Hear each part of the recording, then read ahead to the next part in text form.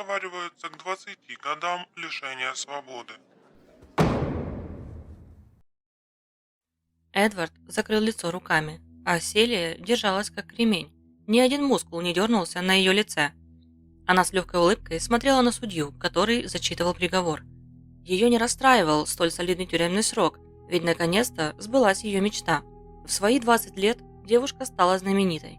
Она больше не серая мышь, а известная преступница по прозвищу «Стриженная налетчица». О девушке заговорила вся Америка. Она наконец-то получила долгожданную славу и внимание, пусть и таким безнравственным способом.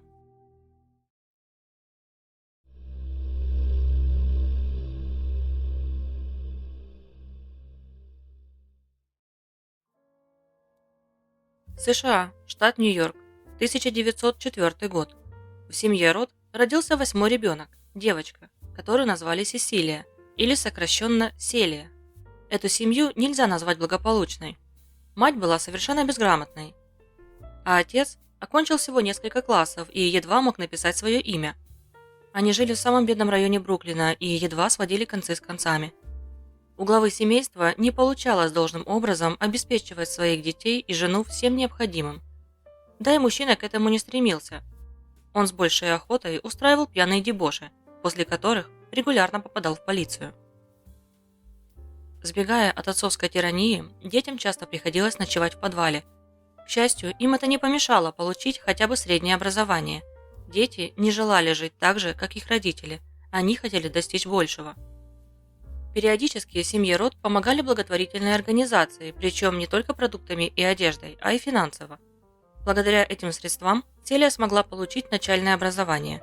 К сожалению, умение читать и писать не гарантировало, что она сможет должным образом устроить свою жизнь, но девушка была полна решимости достичь успеха. Селия росла мечтательной девушкой. Она часто пребывала в мире своих фантазий, где она была богата, знаменита и любима. Девушка следила за модой и старалась соответствовать трендам. В 1922 году Селия познакомилась с парнем по имени Эдвард Куни. Он был высоким, симпатичным парнем, старше девушки на 5 лет. Эд и Селия понравились друг другу с первого взгляда. Между ними очень быстро завязались отношения, и уже весной следующего года они поженились. Совместная жизнь молодоженов начиналась не слишком радужно. Пара проживала в крохотной съемной комнате, где едва хватало места для кровати. Ничего другого они не могли себе позволить. Эд работал механиком в автосалоне и зарабатывал всего $120. Селия устроилась в прачечную, где получала сущие гроши. Несмотря на то, что супруги жили очень скромно, они были счастливы. Вот только их запросы совершенно не соответствовали возможностям. Селия хотела хорошо выглядеть и следовать модным тенденциям. Например, когда в моду вошла короткая стрижка боб, девушка поспешила в парикмахерскую. Муж поддерживал супругу в ее стремлениях. Эд говорил, чтобы она покупала красивую одежду, украшения и все, что пожелает. Девушка была рада, что у нее такой щедрый муж. Конечно, она понимала, что красивые вещи стоят дорого, но все же не могла устоять перед покупкой очередной обновки. Пара тратила деньги быстрее, чем успевала зарабатывать. Самой дорогой вещью в гардеробе Селии была шуба из морского котика. Девушка долго о ней мечтала и однажды обмолвилась об этом мужу. Эдвард пообещал исполнить мечту жены, даже несмотря на то, что такая покупка была ему не по карману. Вскоре супруги поехали на Манхэттен, в шикарный магазин меховых изделий, и приобрели котиковую шубу в кредит. Селия выглядела в ней сногсшибательно. Выплаты по кредиту давали супругам очень тяжело. Им едва хватало денег на оплату комнаты и продуктов. Через несколько месяцев Селия поняла, что она беременна. Неожиданная новость вызвала у девушки истерику. Она не желала растить ребенка в тесной комнатушке и заявила мужу, что хочет переехать в дом. Эдвард пообещал, что обо всем позаботится. И совсем скоро у них будет большой красивый дом, похожий на те, которые Селия часто видела на картинках в журналах. Мужчина не знал, как исполнить желание жены. На работу с более высокой заработной платой Эда не брали. Найти дополнительные источники дохода у него не получалось, поэтому парень решил искать альтернативные пути. Вскоре у него созрел план – ограбить магазин. Эд поделился своими мыслями с женой и заверил ее, что это будет единственное преступление, которое принесет им огромную сумму денег. Их хватит, чтобы обеспечить достойные условия для ребенка. Селия согласилась. Она любила читать детективные романы о женщинах-налетчицах и хотела примерить их образ на себя. Парочка быстро составила план действий. Эдвард купил 2 пистолета, одолжил у своего начальника автомобиль и прикрутил к нему фальшивые номерные знаки, которые сделал сам. Супруги направились к супермаркету Томас Расселтон. Был вечер субботы, а это означало, что в кассе магазина должна была скопиться приличная сумма денег. Первой в здание вошла Селия. Она выглядела сногсшибательно. Девушка надела свое лучшее платье, шубу, туфли на каблуке и красиво уложила волосы. Следом за ней шел Эд. Он был напряжен и держал руки в карманах. По мере приближения к кассиру Селию начала охватывать паника. Она смущенно попросила дюжину яиц, но тут же поняла, что не сможет расплатиться, ведь денег у нее нет. Девушка не хотела выглядеть глупо, поэтому тут же достала пистолет, направила на продавца и прокричала: «Гони деньги! Живо!». Мужчина без колебаний отдал ей всю наличку, а именно $688.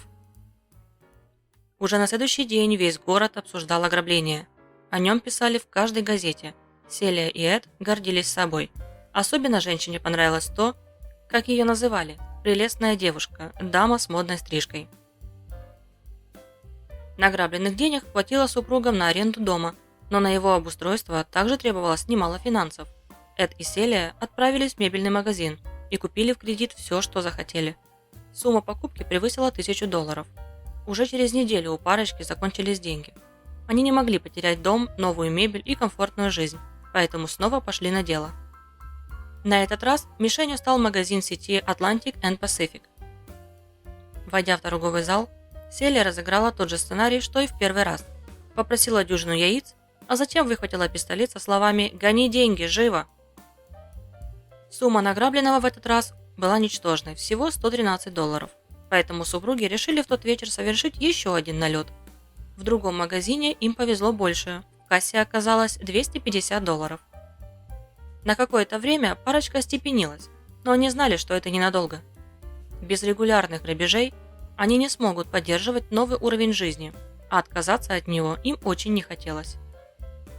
К тому же Селии начал нравиться сам процесс. С пистолетом в руке, выкрикивая угрозы в сторону испуганных продавцов и покупателей, она чувствовала себя настоящим боссом. На следующий день после двойного ограбления супруги проснулись знаменитыми.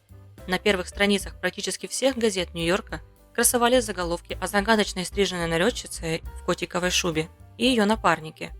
Люди разделились на два лагеря. Одни сетовали на общее падение нравов и вовлечение молодых девушек в криминал, а другие проявляли симпатию к этой смелой преступнице и высмеивали полицию за неспособность задержать грабителей. Стражам порядка не понравились такие отзывы об их работе, и они поклялись, что налетчица с напарником вот-вот будут задержаны.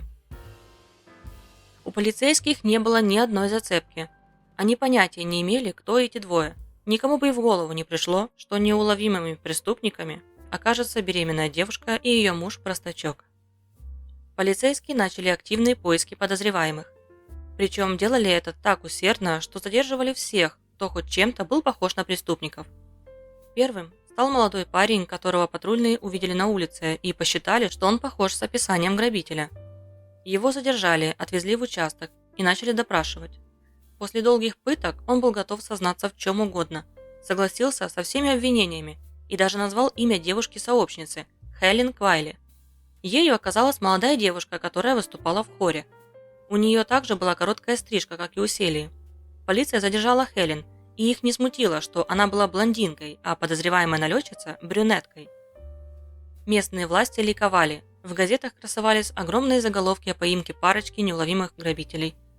Селия, прочитав статьи, была возмущена, и не столько тем, что невиновные сидят за решеткой, сколько тем, что ее с супругом криминальная слава досталась посторонним людям. Чита Куни решила исправить ситуацию и в тот же вечер ограбила аптеку. Они забрали всего $50 и оставили записку для полиции, в которой были ругательства в адрес правоохранительных органов и требования отпустить ни в чем не виновных девушку и парня. В конце записки была подпись «Стриженная налетчица и ее компаньон». Конечно же, информация утекла в СМИ. Все высмеивали полицию, а та, в свою очередь, утроила свои усилия. Вскоре было задержано несколько трансвеститов, Их показали свидетелям ограблений, но те никого не опознали. Сложность поимки Селии и Эда заключалась в том, что у них была заурядная внешность. У них не было никаких особых примет. К тому же на местах ограблений они умудрялись не оставлять ни единой улики. Разъяренный комиссар полиции Нью-Йорка Ричард Энрайт взял дело под свой контроль. Он созвал совещание, на котором присутствовало порядка 150 полицейских, и приказал поймать стриженную налетчицу живой или мертвой. Каждое действие полиции освещалось в СМИ, что очень забавляло Селию. Она была убеждена в своей неуловимости, поэтому решила поиздеваться над полицией и поиграть с ними в кошки-мышки. При каждом последующем ограблении преступники оставляли насмешливые записки по типу: «Парни, нам очень весело с вами, но лучше оставьте это дело, вы все равно нас не поймаете». Селия и Эд продолжали налеты на продуктовые магазины, супермаркеты и аптеки. Суммы награбленного были мизерными, но совершить более крупные преступления они не решались до одного момента.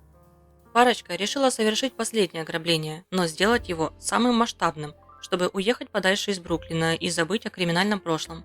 К тому же беременность Селии уже становилась заметной, супруги мечтали переехать во Флориду, где Эд хотел открыть автосервис, а его жена занималась бы воспитанием ребенка и домом. Эд продумал довольно смелый план. Он предложил совершить налет на офис крупной компании National Biscuit, которая производит печенье. Эд выбрал его неспроста. Некоторое время назад он работал в соседнем здании и хорошо знал распорядок в офисе. Ему были известны такие детали, как день выдачи зарплаты и месторасположение помещения, в котором держали деньги. Супруги подготовились основательно. Мебель, за которую они все еще не расплатились, вернули в магазин. Рассчитались с владельцем дома, который они арендовали, и купили билеты на пароход до Флориды. Свой план Эд и Селия решили реализовать 1 апреля в обеденный перерыв. В этот день в офисе компании National Biscuit должны были выдавать зарплату. Чтобы добраться до места назначения и увезти награбленное, преступникам нужна была машина. Поскольку своего транспорта у них не было, супруги вызвали такси, угрожая пистолетом, связали водителя и уложили его на заднем сидении. Эд и Селия зашли в здание и остолбенели. Они предполагали, что в обеденный перерыв в офисе будет очень мало людей, но их оказалось по меньшей мере 20 человек. Отступать было поздно. Парочка выхватила пистолеты и стремительно направилась к открытому сейфу, который был прямо перед ними. Но добраться к нему парочке не удалось. Один из клерков набросился на Селию и попытался отобрать у нее пистолет, но у него это не получилось. Тогда мужчина толкнул девушку и отбежал в сторону. В этот момент Эд выстрелил в бегущего клерка. Мужчина упал. Супруги в панике бросились к выходу, заскочили в машину и уехали. Они думали, что клерк убит, но все обошлось легким ранением. Селия и Эд мчались в порт, чтобы успеть на пароход. По пути они трижды меняли машины, пытаясь запутать след. Спустя несколько часов парочка прибыла в солнечную Флориду и остановилась в городе Джексонвиль. Супругам хватило денег только на аренду комнаты в самом бедном районе.